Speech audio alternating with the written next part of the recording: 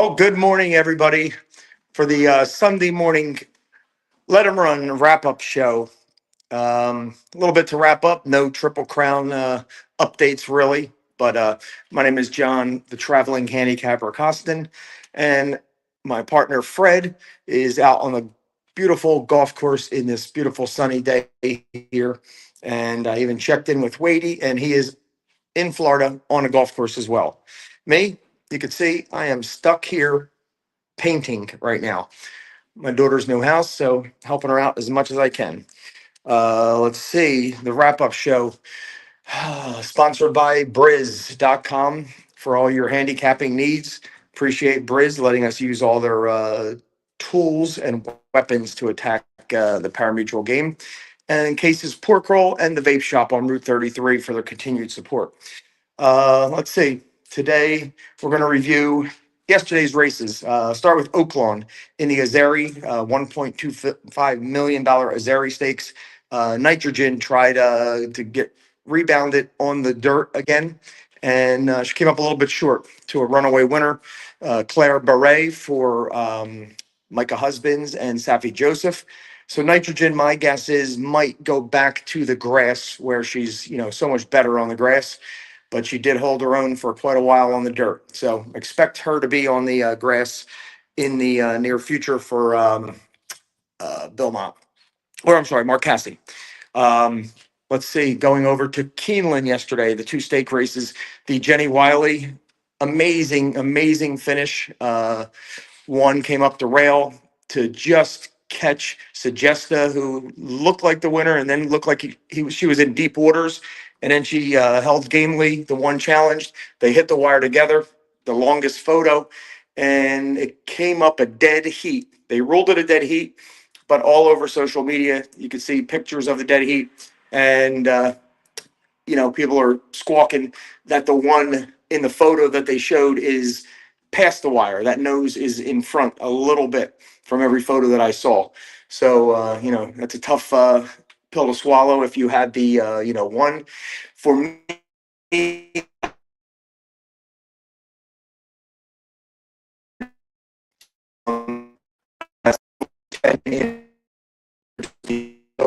use the 1 to 10 and pick 5 as well. But the 10, I made big contest plays, big daily doubles with that horse. So kept me alive in the doubles, but they were all cut in half. As for the Lexington Stakes, we did not like the favorites, the 9 and the 10.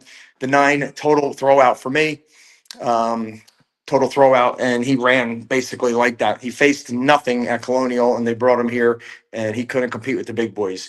So kind of knew that one. Congressional really didn't do it for me. Just been second, third, and kind of ran similar race. Just not a top tier winner. So I took my shot with the 1 and the 7 in that race. Loved the 7 after more I looked at it, stretching out, top of the stretch.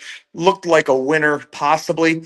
And then just, that first time routing 2 turns, caught up, caught up with her and got caught and blown away by the 8 horse total, 32 to 1 total bomb.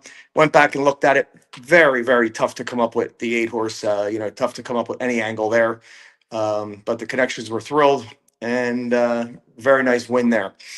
As for the Keeneland Grade 1 gamble, the contest, myself and Wadey participated in it, and we were hanging around. I hit my first bet or 2, didn't capitalize and bet big enough. As they always say in racing, there's 2 types of bets you can make. The ones that you don't bet enough, which are your winners, and the ones that you bet too much are your losers. So you either don't bet enough or you bet too much, depending on how the outcome. Very rarely do you bet too much on a winning bet. So that's what happened to me. I didn't, pull the trigger for big time. I just had, $100 doubles riding, and, caught the 8 to 1 in the second race, followed up by the 1 to 5 shot. So that got me going for the day. Got my bankroll up to 5,700 from 2,500, and it put me in the hunt. I was in the top 15 at that point, but the leaders were starting to really, put the pedal down. So I had to start making a move. And when I did, I took a shot with the 12 horse in that maiden race, the 12 on the outside, El Grande Air or something. Looked like a winner, and then he got caught at the end. He finished third to two first time starters, the 10 and 11, which we both used. But our key was the 12 who ran third.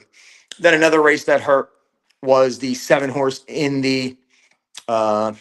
the Lexington when we really jumped on the seven pretty heavy um, and kind of threw out the favorites. So we had the right idea. And the one, of course, ran third, and the one price beat us. So maybe a strategy taken away from that. Looking back, maybe if you don't like the favorites, you throw some $5 or $10 tries in there in a contest world only. That you put everybody on top of my key horses, and hope if a bomb did win and that try was huge, it was 5,000 for a buck. So all I needed was to think a little bit more outside the box, hit the all button on top with my two key horses, the 7 and 1, and probably might have won the contest if I made a move like that. Then it came down to the last race. I had 4,300 left, and I was trying to turn that into about 13 to 15,000. I was guessing to make the top 10, which got you the seats. So I really didn't want to bet my whole bankroll. And the problem for me in the last race was I wasn't convinced the 6 was the absolute winner. Like almost every one of my fellow handicappers and fellow punters, Wise Guy Horse, they love the 6.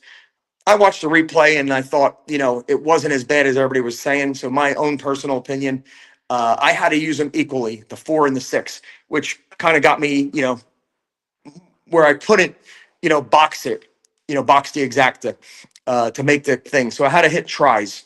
And with the tries with the 11 horse, the Chad Brown first time starter, there would have been the 3 chalk, which is what came in. I wound up having $100 trifecta on it. It paid $14, so 1,400. I got my money back for the race, but I needed the 8 horse who ran fourth. He was 13-1. If he would have got into the try second or third with the 6 and the 4, then I might have had a shot waiting for the will pay on the try. And I did have $300 tries in the contest with the 8 horse. So if it could have flipped third and fourth, might have had a top 10 finish. So that's the fine line we run in these contests, and you got to mathematically try to figure out what you need to get to the ultimate goal. All day long, I watched, the HHH podcast. They do a live show. Matt Miller and Matt was on with Ryan Anderson. Two of them did a great show on strategy for the contest. You had Howard on there live from Keeneland, paddock updates, post-parade updates, in the room, talking strategy. Congrats to him, Howard Kravitz, who runs the HHH podcast. He did go all in on the 6-4 exacta in the last $2,700 exacta. Got him 15,000, but that was good enough for 13th place. So he missed the top 10 by a little bit. But that's what you got to have: conviction in the contest, and then your best opinion, you got to go lay it all in. Me, I didn't have that conviction on the 6. I had to go equally 4-6. I couldn't decide. So that put me in a little bit of a bind of what I could do. So a lot of tournament strategy, going on. Let's see. Next week we got Monday, the pick of the day on Monday at 2:00, and then on Wednesday the pick of the day, and then Friday happy hour. We'll either cover Oaklawn a little bit, the big race, which is the return of Sovereignty versus Journalism. Early season matchup between the two Derby finishers last year, top 2. Sovereignty makes his return, and Journalism in the Oaklawn handicap. So that should be really a fun race to watch. As of right now, I said I would bet against Sovereignty the next time he shows up. So we'll see. Hopefully they pound Sovereignty down to 3-5, and not the hugest Journalism fan. We'll have to see who else shows up. If anybody else in there could be a bigger price and, beat those top 2, which would be great for, all the multis. So we'll take a look at that Friday happy hour. And I'm sure Saturday might cover the Oaklawn late pick 5, because it'll be a great one with the Oaklawn handicap.